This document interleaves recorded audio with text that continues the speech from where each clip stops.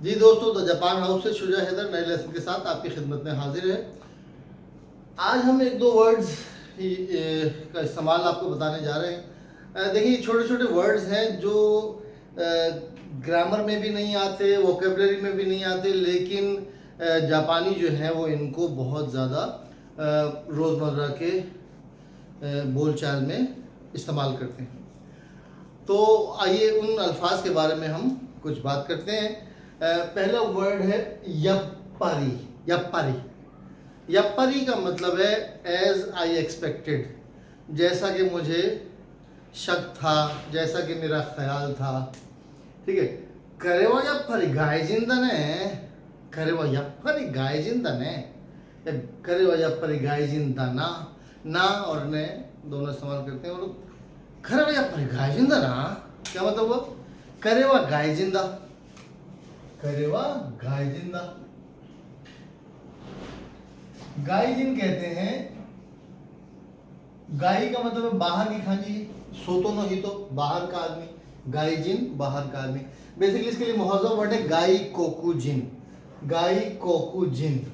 चलिए हम वो भी लिख लेते हैं, गाई कोकू जिन।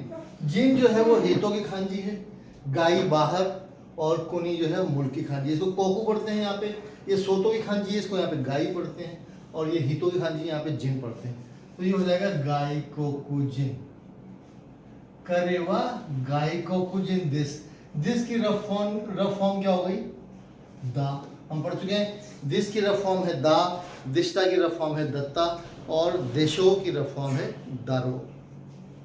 तो करेवा गायजिंदा ने क्या मतलब? ये गायजिन है ना, ये गैर मुल्की है ना, ये बाहर का आदमी है ना। अब इसमें अगर हम यप्पारी लगा देते हैं तो इसका क्या मतलब है? यप्पारी, करेवा यप्पारी गायजिंदा ना, यानी मुझे थोड़ा शक था इसके बारे में, वो मेरा शक सही निकला। करेवा यप्पारी गायजिंदा ना, वो वाकई गायजिन है, जो मुझे शक था वही निकला। करेवा यप्पारी गायजिंदा ना। अच्छा, बाद औकात सिर्फ यप्पारी इस्तेमाल करते हैं। मिसाल के तौर पे मैंने आपसे कहा कि वो नहीं आ रही, आप किसी का इंतजार कर रहे थे, यार तुम्हारी वाली नहीं आ रही, चलिए ज़्यादा बात क्लियर हो जाए आपकी समझ में, तुम्हारी वाली नहीं आ रही, तो आप कहेंगे यप्पारी ना, यप्पारी, यानी मुझे था, आइडिया था वो नहीं आएगी, यप्पारी। ठीक है, तो इसी तरह जुमला पूरा भी बना सकते हैं। कनोजो यप्पारी खोनाई ना, कनोजो यप्पारी खोनाई ना, कनोजो वा यप्पारी खोनाई। कुरु की सारी फॉर्म आपने पढ़ी हुई है। कुरु की मस्ट फॉर्म है कीमस, और उसकी सेकेंड लाइन नहीं आएगा या नहीं आता है, कुनाई नहीं होगा, बल्कि कोनाई होगा, और इसकी मस्ट फॉर्म हो जाएगी कीमास है। कनोजो यप्पारी खोनाई ना, मुझे पता था ना वो नहीं आएगी। ठीक है, तो यप्पारी का मतलब है कि जैसा कि मुझे आइडिया था। अच्छा, कनोजो का मतलब औरत भी होता है, लड़की भी होता है। और कनोजो, मिसाल के तौर पर मैं कहूँ फलानी जो है वो वतशिनो खनोजो दिस। ठीक है, चलिए हम कहते हैं हाना को वा वतशिनो खनोजो दिस। हाना को वा वतशिनो खनोजो दिस। ठीक है, हाना को याद रखिए, जिस भी नाम में, जापानी नाम में आखिर में खो आ रहा हो, समझ लीजिए कि ये फेमिनिन नेम है, यानी किसी लड़की का नाम। ठीक है, हाना को वा वतशिनो खनोजो दिस। खनोजो का मतलब शी भी होता है, और खनोजो का मतलब मेरी बिलव्ड भी होता है। बिलव्ड, वो मेरी है। ठीक है, जैसे अक्सर आप लोग करते हैं कि जनाब लड़की को पता भी नहीं, और आपने तय कर लिया वो मेरी वाली है, वो तेरी वाली है, वो फलानी वाली है, और पूरी पूरी उम्र। अब तो खैर चेंज हो गया मामला, मोबाइल आ गए। हमारे ज़माने में भी वो होता था कि किसी एक लड़के ने किसी लड़की को पसंद कर लिया। अब उस ज़माने में कम्युनिकेशन के इतने, मीडिया तो इतना फास्ट था नहीं, ना कोई मोबाइल, ना कोई टेक्स्ट मैसेज, ना कोई फ़ोन, ना कुछ।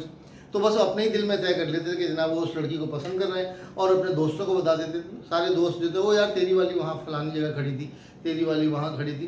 तो वो लड़की को बेचारी को पता भी नहीं होता था, और वो मेरी वाली और तेरी वाली उसकी वाली बढ़ जाती थी। तो कनोजो का मतलब है मेरी वाली या जिसकी भी वाली, ठीक है। अच्छा, इसका वो मेल वर्जन क्या है?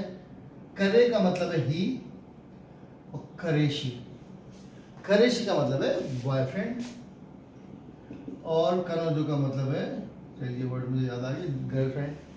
कनोजो का मतलब गर्लफ्रेंड भी होता है, कनोजो का मतलब शी भी होता है, कनोजो का मतलब गर्लफ्रेंड भी होता है। और इसी तरह करेशी, करे का मतलब है ही और करेशी का मतलब है बॉयफ्रेंड। अच्छा, इस बात कहीं से कहीं निकल गई। हानाको वा वताशी नो कनोजो देसु। मैंने किसी से कहा कि हानाको जो है वो मेरी गर्लफ्रेंड है, तो कहेगा या फरीने, यानी मुझे वो जो बात छट थी मुझे वही निकली, ठीक है। तो यप्परी का मतलब होता है कि एज आई एक्सपेक्टेड, जैसा कि मुझे अंदाजा था, ठीक है। कनाडा वा सामोई ने, कनाडा में सर्दी होती है। अब मैंने सुना था कि कनाडा में सर्दी होती है, जब मैं कनाडा में गया तो मुझे सर्दी लगी, तो मैंने क्या कहा, कनाडा वा या पर सामोई दिस यो, जैसा कि मुझे अंदाज़ा था, जैसा कि मैंने सुना था, कनाडा में वाकई सर्दी है। तो यप्परी का मतलब है एज आई एक्सपेक्टेड या एज वी एक्सपेक्टेड, ठीक है। चलिए, ये वर्ड हो गया। अगर इसमें कोई कंफ्यूजन हो तो आप मुझसे पूछ लीजिएगा। याहरी, याहरी का मतलब है आफ्टर ऑल, आखिर को ये काम हो ही गया, ठीक है। करे व याहरी निहोन नी सुकीमाशिता, वो आखिरकार जापान पहुंच ही गया। करे व याहरी निहोन नी, सुकु का मतलब है पहुंचना और सुकु की ताप फॉर्म है सुईता या सुकीमाशिता भी कह सकते हैं। करे व याहरी निहोन नी सुईता, वो जापान पहुंच गया। अब याहरी का मतलब है करे व याहरी निहोन नी सुकीमाशिता, यानी कि वो आखिरकार जापान पहुंच गया। अब इस याहरी का मतलब उसने बड़ी कोशिशें की होंगी या वो बड़ा इंतज़ार कर रहा था बेचैनी से, वगैरह वगैरह। याहरी का मतलब है after all, in the end वो काम हो ही गया जिसको वो एक्सपेक्ट करता था। तो करे व याहरी निहोन नी सुईता, वताशी वा याहरी JLPT N5O गोकाकु शिमाशिता, गोकाकु शिमाशिता। गोकाकु के खांजी चलिए लिख लेते हैं, गोकाकु। गोकाकु मतलब सक्सेसफुल हो जाना, पास हो जाना, एग्जाम में पास। वताशी वा याहरी JLPT N5O गोकाकु शिमाशिता, मैं आखिरकार JLPT N5 में पास हो गया। हम कहते हैं मैं पास हो गया, वो कहते हैं उसको पास कर लिया, मैंने उसको सक्सेस कर लिया। तो वताशी वा याहरी JLPT N5O गोकाकु शिमाशिता, ये याहरी को आप जो है यहाँ भी ला सकते हैं। वताशी वा JLPT N5O याहरी गोकाकु शिमाशिता, मैंने N5 को आखिर को पास कर ही लिया। तो याहरी का मतलब होता है आखिर को, इन दी एंड, आफ्टर ऑल, यानी सब मुश्किलात के बावजूद आखिर में ऐसा हो गया। उफ्तारी वा फुतारी, फुतारी वा याहरी के कौन शिमाशिता, उन दोनों ने आखिर को शादी कर ली। आखिर में हैप्पी एंडिंग हो गई फिल्म की कि वो दोनों की आखिर में शादी हो गई। और हम इसको हैप्पी एंडिंग समझते हैं, लेकिन शादी के बाद क्या हुआ वो हम डिस्कस नहीं करते। शादी के बाद फिर लड़ाई झगड़े शुरू हो जाते हैं, तो हम उसको यहीं पे एंड कर लेते हैं। उफ्तारी वा याहरी के कौन शिमाशिता, उन दोनों ने आखिर को शादी कर ली, ठीक है। तो याहरी का मतलब है आखिर को, इन दी एंड, आफ्टर ऑल, उन्होंने आखिर में ऐसा कर लिया, ठीक है। तो उम्मीद है याप्परी और याहरी का मतलब आपकी समझ में आ गया होगा। कोई कन्फ्यूजन है तो मुझे व्हाट्सएप कर सकते हैं, मुझे मैसेज कर सकते हैं, मुझसे किसी भी तरीके से आप कांटेक्ट, संपर्क या राब्ता कर सकते हैं। मेरे लिए दुआ कीजिए, मेहनत कीजिए। बहुत बहुत शुक्रिया, धन्यवाद, अरिगातो गोजाइमाशिता।